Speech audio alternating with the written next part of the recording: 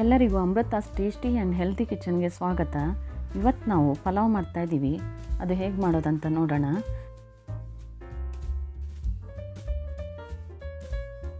ನಾನಿಲ್ಲಿ ಒಂದು ಬೌಲ್ಗೆ 2 ಕಪ್ನಷ್ಟು ಅಕ್ಕಿ ಹಾಕ್ಕೊಡ್ತಾ ಇದ್ದೀನಿ. ಈಗ ಇದಕ್ಕೆ ನೀರು ಹಾಕ್ಕೊಂಡು ಚೆನ್ನಾಗಿ 1-2 ಸಲ ತೊಳ್ಕೊಳ್ಳೋಣ.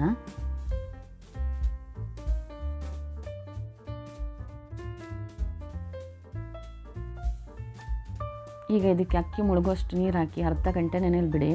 ನಂತರ ಇಲ್ಲಿ ನಾನು ಒಂದು ಮಿಕ್ಸಿ ಜಾರ್ಗೆ 4 ಹಸಿಮೆಣಸಿನ್ಕಾಯಿ, ಹಾಗೆ 1 ಇಂಚಷ್ಟು ಶುಂಠಿ, ಒಂದು 10-12 ಬೆಳ್ಳುಳ್ಳಿ ಹಾಕೋತಾ ಇದ್ದೀನಿ. ಹಾಗೆ 1 ಮುಷ್ಟಿ ಪುದೀನ ಸೊಪ್ಪು ಮತ್ತು 1 ಮುಷ್ಟಿ ಕೊತ್ತಂಬರಿ ಸೊಪ್ಪು ಹಾಕೋತಾ ಇದ್ದೀನಿ. ಈಗ ಇದಕ್ಕೆ ರುಬ್ಬೋದಕ್ಕೆ ಸ್ವಲ್ಪ ನೀರು ಹಾಕ್ಕೊಳ್ಳೋಣ. ಈಗ ಒಂದು 3 ಲವಂಗ ಮತ್ತು ಒಂದು ಅರ್ಧ ಚಕ್ಕೆ ತೊಗೊಂಡಿದ್ದೀನಿ. ಇದನ್ನು ಚೆನ್ನಾಗಿ ಗ್ರೈಂಡ್ ಮಾಡಿ ತೊಗೊಂಬರೋಣ. ಈಗ ಒಂದು ಕುಕ್ಕರ್ ಬಿಸಿಗಿಟ್ಟು ಅದಕ್ಕೆ 2 ಸ್ಪೂನಷ್ಟು ಎಣ್ಣೆ ಹಾಕ್ಕೊಂಡಿದ್ದೀನಿ. ಇದಕ್ಕೆ ಡ್ರೈ ಸ್ಪೈಸಸ್ ಎಲ್ಲ ಹಾಕ್ಕೊಳ್ಳೋಣ. ಈಗ ಇದನ್ನು 1-2 ನಿಮಿಷ ಚೆನ್ನಾಗಿ ಹುರ್ಕೊಳ್ಳಿ.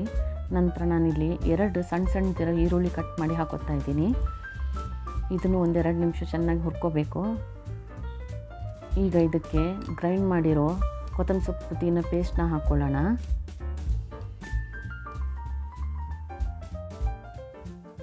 ಇದನ್ನು ಈಗ 1-2 ನಿಮಿಷ ಚೆನ್ನಾಗಿ ಎಣ್ಣೆಲಿ ಹುರ್ಕೊಳ್ಬೇಕು. ನಂತರ ನಾನಿಲ್ಲಿ ಹೂಕೋಸು, ಕ್ಯಾರೆಟ್ ಮತ್ತು ಬೀನ್ಸ್ ತೊಗೊಂಡಿದ್ದೀನಿ. ಎಲ್ಲ ಕಾಲು ಕಪ್ನಷ್ಟು ತೊಗೊಂಡಿದ್ದೀನಿ. ಈಗ ಅರ್ಧ ಕಪ್ನಷ್ಟು ಬಟಾಣಿ, ಫ್ರೆಶ್ ಬಟಾಣಿ ತೊಗೊಂಡಿದ್ದೀನಿ ನಾನು. ಇದನ್ನು ಹಾಕ್ಕೊಂಡು ಚೆನ್ನಾಗಿ ಮಿಕ್ಸ್ ಮಾಡ್ಕೊಳ್ಳಿ. ಒಂದು 5 ನಿಮಿಷ ಇದನ್ನು ಎಣ್ಣೆಲಿ ಹುರ್ಕೊಳ್ಳೋಣ. ನಂತರ ಇದಕ್ಕೆ ಒಂದು ಅರ್ಧ ಟೊಮೊಟೊನ ಕಟ್ ಮಾಡಿ ಹಾಕ್ಕೊಳ್ತಾ ಇದ್ದೀನಿ. ಇದನ್ನು ಹಾಕಿ 1-2 ನಿಮಿಷ ಚೆನ್ನಾಗಿ ಹುರ್ಕೊಳ್ಳಿ. ಆಗಲೇ ನೆನೆಸಿಟ್ಟಿರೋ ಅಕ್ಕಿನ ಹಾಕ್ಕೊಳ್ತಾ ಇದ್ದೀನಿ. ಈಗ ಇದಕ್ಕೆ ನಾನು 2 ಕಪ್ ಅಕ್ಕಿಗೆ 4 ಕಪ್ಪಷ್ಟು ನೀರು ಹಾಕ್ಕೊತಾ ಇದ್ದೀನಿ.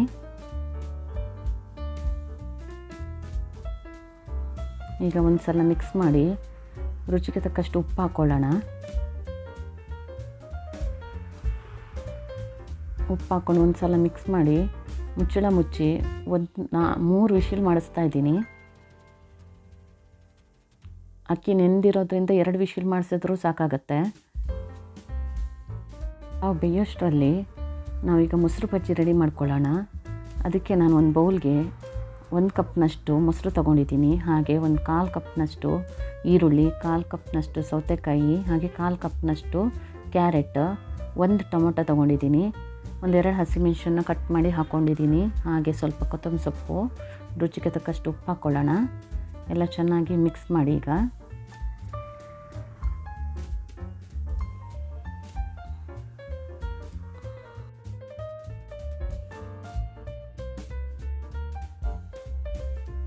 ಈಗ ನೋಡಿ, ಇಲ್ಲಿ ಪಲಾವ್ ರೆಡಿಯಾಗಿದೆ.